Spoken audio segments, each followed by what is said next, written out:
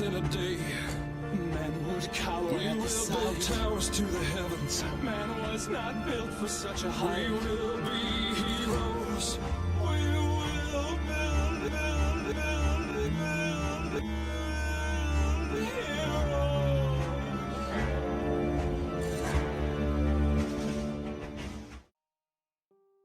Welcome to What's Up Punk, where we take a look at the myriad subgenres underneath the umbrella of punk. Today we take a look at NanoPunk. Let's listen to some jazz as the world goes grey goo. What is NanoPunk? NanoPunk is a natural extension of the cyberpunk spectrum.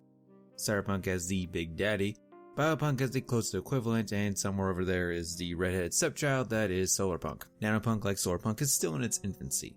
Nanopunk fiction deals with a world where the theoretical promise made by nanotechnology has been fulfilled. This is when, like Dieselpunk, is split into two variants. One that examines the risk of nanotechnology and has a darker dystopian feel. And it's time to fix all the rest. And they won't ever stop. They won't ever stop. The entire human race is going to be torn down and rebuilt in the form of one terrified child. The second highlights its many advantages and offers an optimistic overlook at the wonders of nanotechnology.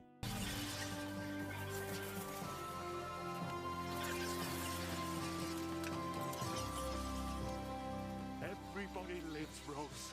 Construction, working by hand for months or years, can now be accomplished by one person. The nanopunk worldview at the time of this video's creation is the social impact of nan rather than the aspects of technology, and while that makes an interesting thought experiment, in this punk's humble opinion it's a bit boring. Technology. Oh boy, we're dealing with some god level tech here. Now, I know what some of you might be saying. I've seen Endgame, I've seen Black Panther, now tech is awesome, but god level? Come on. To that I have to say, oh sweet summer child, you have no idea how deep this rabbit hole goes. First of all, while amazing feats of engineering, the Avengers examples of nanotech is what I call A-type nanotech. Tiny robots that can assemble and disassemble into larger structures. Very adaptable. Yeah, NanoPunk deals with primarily C-type nanotech, so we got some ground to cover. B-type nanotech is medical nanotech. They're like a million tiny doctors who are always on call. You just drive them any way you want in the body, see? We can go even deeper into this with nanotech that goes down to the DNA. A great example of both A and B-type nanotech would be the show Generator Rex, where the release of unstable nanites over the world created widespread mutations. In that reality, all life, flora, and fauna on Earth is infected with nan, and an unknown amount could develop mutations. Some benign, most uncontrollable. The book The Diamond Age, we have nanite wars, dust-sized nanites created to kill or defend a certain race, laying to what is colloquially known as toner, basically a thick soot-like malaise of dead nanites, like this. BC-type nanotech is where we get into real guts of nanopunk.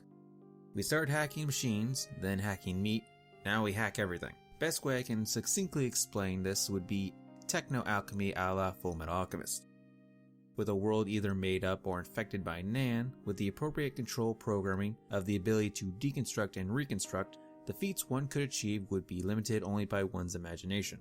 And is why it's absolutely maddening that it's used mostly to give people superpowers, or pretend they're Mark Twain. Damn, I wish I was making that up.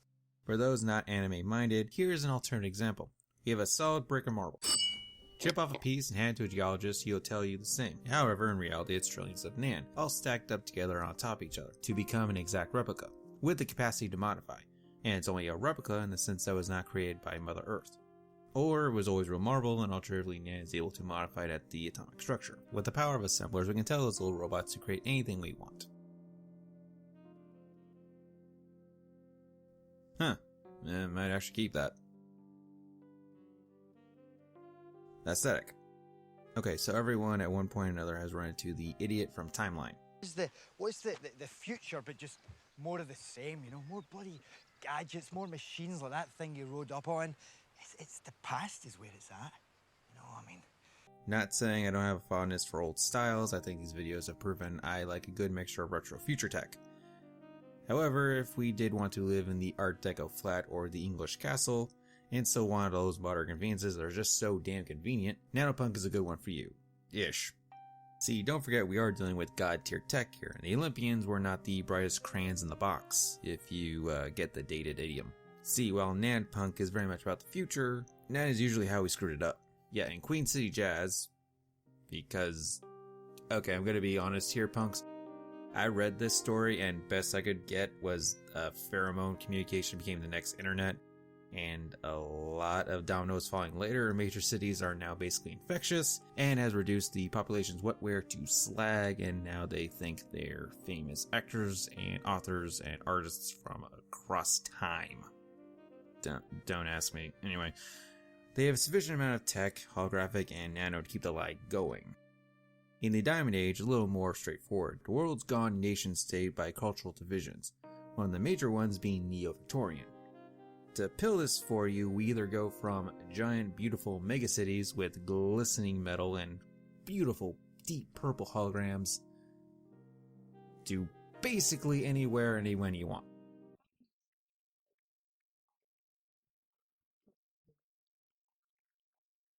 Upside, never to move a couch ever again. Now, where did NanoPunk start?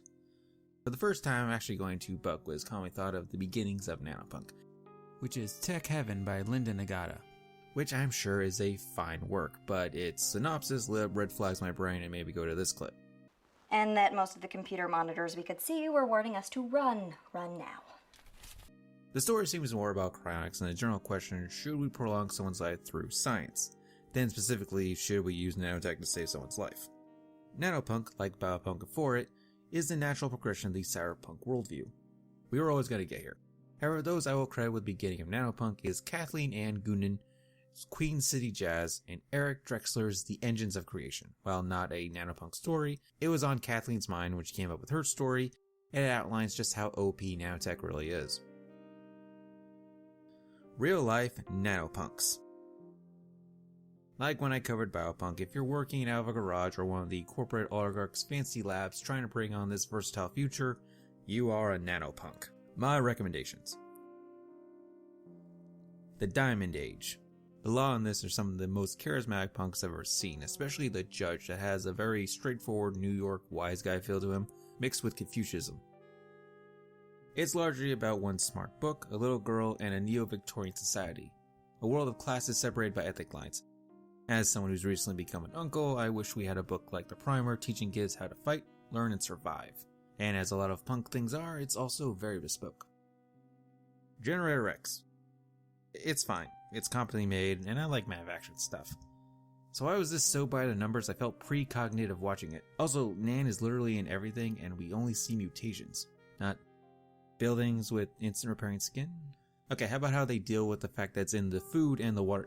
No, okay. That stupid nanometal from Mechagodzilla. And nope, nothing. Okay.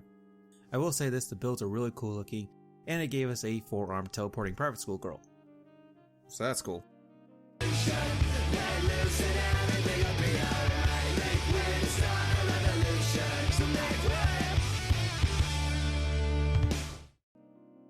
How do I feel about NanoPunk? Oh my god, do more, be more. I may not be a fan of Queen City Jazz, but the author pinned this point when she did a Gizmodo article. Maybe it's because what is called nanotech seems to be put to mundane use. There's a lot of fabulous things coming down the pike in the realms of molecular engineering. But right now, what the public knows about nanotech is used as an advertising buzzword. What I call weak nanotech in science fiction is routinely used as the sufficient advanced technology that seems like magic. It's not really seen as a powerful possible agent of the very foundations of what makes us human. When it is too difficult to explain how something works, it's just nanotech. I once made this statement. A world grown not too dissimilar to solarpunk. As I stated in that video, organic like a flower, not organic like meat. Biopunk is the meat.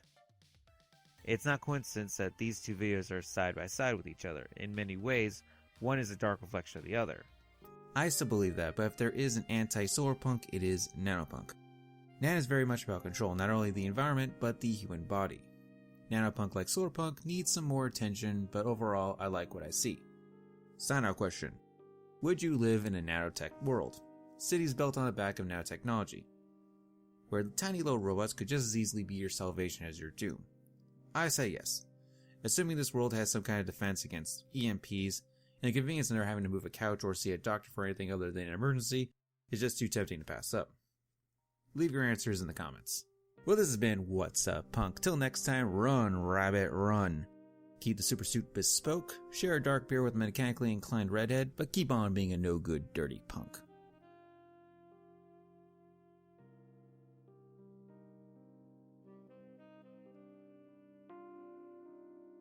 You know it, you love it, here's the spiel, let's do it. Hit subscribe to be my subscriber. Hit the bell so you know when I've actually posted stuff. Still no idea why those two things are separate now, but whatever. And of course, hit like to appease the algorithm gods. All fear and praise.